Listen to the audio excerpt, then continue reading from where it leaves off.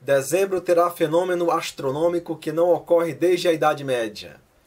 É a proximidade entre Júpiter e Saturno, parecendo um planeta duplo. Um fenômeno astronômico que não acontece desde a Idade Média poderá ser observado no dia 21 de dezembro, logo após o pôr do Sol. A proximidade entre Júpiter e Saturno fará com que esses dois corpos celestes pareçam um planeta duplo. A proximidade entre os dois planetas já está ocorrendo, e entre os dias 16 e 25 de dezembro, a percepção será de que eles estarão separados por menos do que um diâmetro de lua cheia. Abre aspas.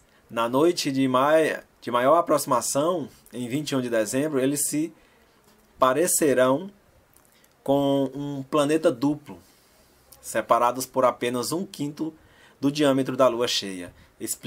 Fecha aspas, explica o astrônomo da Rice University, Patrick Hartigan. Embora as melhores condições de visualização sejam próximas ao Equador, o fenômeno poderá ser observado em qualquer lugar da Terra, se o clima permitir. Hartigan explica que a dupla planetária aparecerá abaixo no céu ocidental por cerca de 1 hora após o pôr do sol todas as noites. Abre aspas, para a maioria dos observadores do telescópio, cada planeta e várias de suas maiores luas estarão visíveis no mesmo campo de naquela noite. Acrescentou. Segundo o astrônomo, alinhamentos entre esses dois planetas são bastante raros. No entanto, esta conjunção é excepcionalmente rara por causa da maior proximidade entre eles.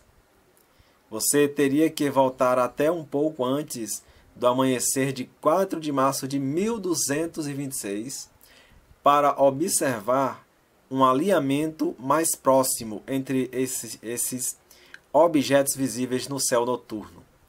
Fecha aspas, completou. A próxima vez que esse evento ocorrerá será no dia 15 de março de 2080. Só depois do ano de 2400.